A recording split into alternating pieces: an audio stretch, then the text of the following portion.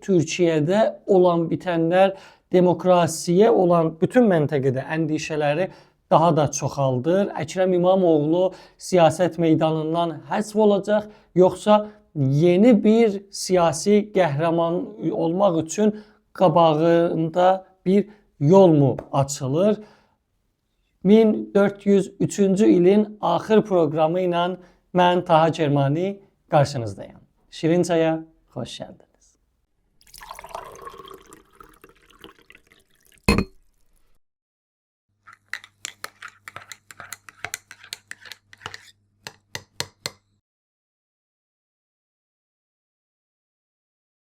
Mən CHP bir açıqlamada dedi ki, saat 14'də yerel saati ilə siz bir videonu gördüğünüzdə bu gerçekleşmiş olacaq. O şeyləri də bir sonraki proqramda əlbəttə ki yaymağa, təhlil eləməyə, dilim döndüyü qədər anladığımı sizinlə paylaşmağa çalışacağım. Xalqı etiraza çağırmışdı CHP'nin, Cumhuriyet Xalq Partisi'nin binalarının qabağında İstanbul və Ankara olmaq üzrə də bütün Türkiye'də dəvət eləmişdi. Mənim anladığım belə bir şeydə Türkiye'də çox böyük bir xiyaban etirazları olar, millət küçələrə tökülər, heç inanmıram. Yayından öncə bir neçə CHP'li insanla tanışdım. Fərqli yerlərdə parti görevliləri, vəzifələri olan insanlarla İstanbul və bir neçə ayrı şəhərdə görüşdüm. Onların da əslində böyük bir toplumsal, ictimai bir etirazın olub da, insanların küçələrə tökülüb də, belə hökuməti elədiyindən dolayı bir mütalibə, yəni fiziki xiyabanda eləməsini gözləmədiklərini görürük. Əslində bu illərdir ki, Türkiye'də bu halə gəldi.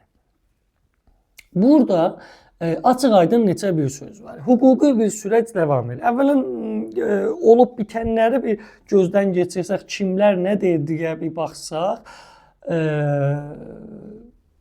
Milliyetçi Hərəkət Partisi, yəni Erdoğan'ın siyasi şəriki, ortağı, iktidarın ortağı, Devlet Bahçeli'ye mənsub bir açıqlamada bunu hukuki bir süreç olduğunu və biraz daha yumuşaq bir dili ilə, hələ məhkum olmadığına görə hər kəs məsumdur və s. ədəbiyyatı ilə məsələni siyasi yox, hukuki dəyərləndirdiyini görürük. İktidara yaxın media orqanları ki, Türkiye mediatik fəzasının çox böyük bir hissəsini işğal eləyiblər. Bunu da anlayırıq, görürük illərdir. Onlar da hamısı bir ağızdan organize bir şekilde bəlkə məsələnin siyasi yox, hukuki olduğuna təkid eləyir. Amma təbiətən müxalifət cəbhəsində bu məsələni qınayırlar və s. Burada iki önemli sual vardı. Birinci bu üçü İmamoğlu'nun aqibəti nə olacaq? Çünki önemlidir. İmamoğlu əgər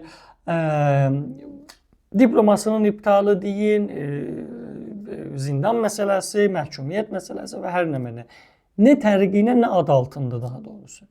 Cumhurbaşkanlığı adaylığının önü alınırsa, bu 2028'də rəsmi təqvimə görə daha tez zotinqan bir intixabat olur.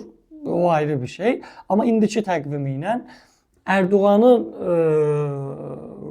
işini çok rahatlatacağı aydın bir şeydi. Bu arada Erdoğan'ın bile o biri seçimde 2028'de namzəd olmasının kanuni olmadığını deyirlər Türkiye kanunlarına göre hukukçuların bir çoxu.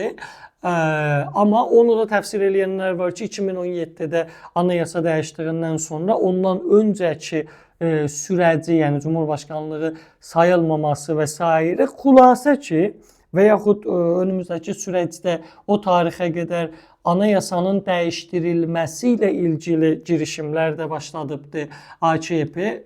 Erdoğan'ın adaylığının, namzədliyinin qabağı açılırmı? Bu da işin ayrı bir tərəfi, ama fərz bu ki qabağını açdılar bir şekilde ve Erdoğan aday oldu.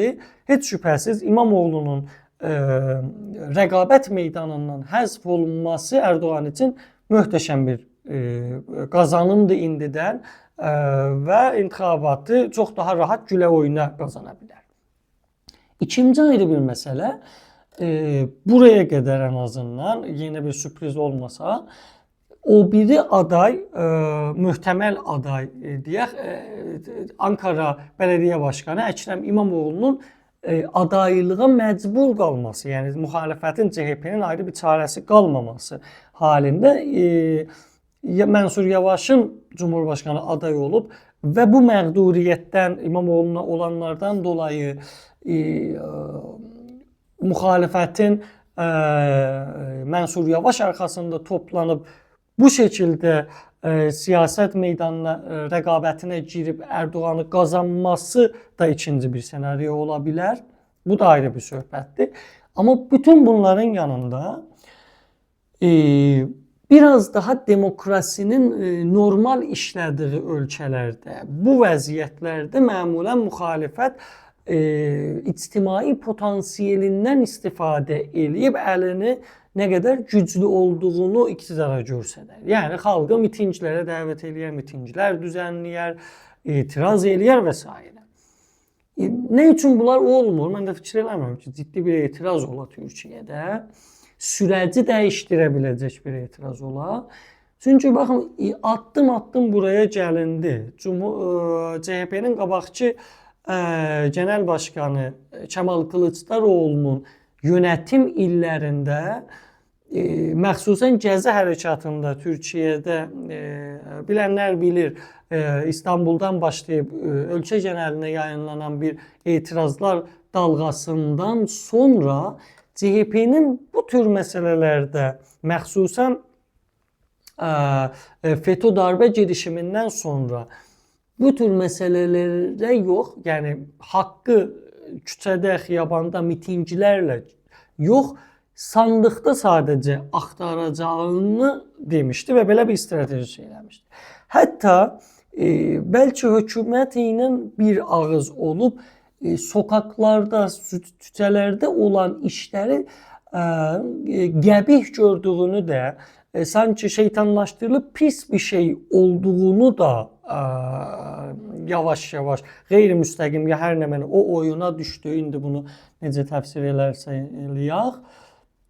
CHP sonuç oraya gəldi ki, bu ictimai potansiyeli yavaş-yavaş tükətdilər, bitirdilər və Türkiyədə iləri demokrasilərin çoxunda olduğu kimi xalqın xiyabanlarda protesto eləyib, bir şeyə etiraz eləyib, təzahürat eləməsi artıq Türkiyə siyasətindən həsf oldu deyəcək dərəcədə azaldı, münfəil halə gəldi.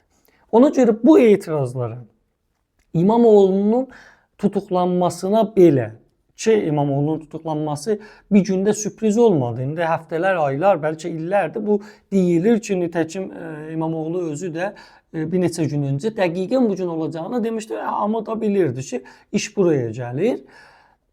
İş oraya gəldi ki, Türkiyə camiəsi də müxalifətin başarısızlığından və əlbəttə iqtidarın sıxma boğmasından azadlıqları nəqz eləyib bir baskı və bir qorxu atmosferi yaratmasından dolayı pasifizə edildi.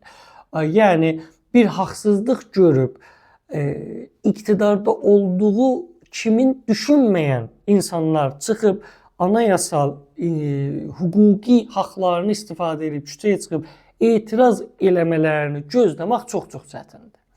Bu saatdan sonra yəni o qatar qaçdı Türkiyəlilər demişsən demək mümkündür. Amma indi burada oyunu dəyişdirib buradan yaranan bir toplumsal öfkə də vardı. Oyunu dəyişdirəcək bir həmlə, bir addım atarmı CHP? Özgür Özel bunu eləyə bilirmi? Bunu gözləyib görəcəyik. Buraya qədər analizlər bu yöndədir ki, CHP-də söz yerində isə o çıxar, o zərfiyyət yoxdur ki, belə bir şey eləsin.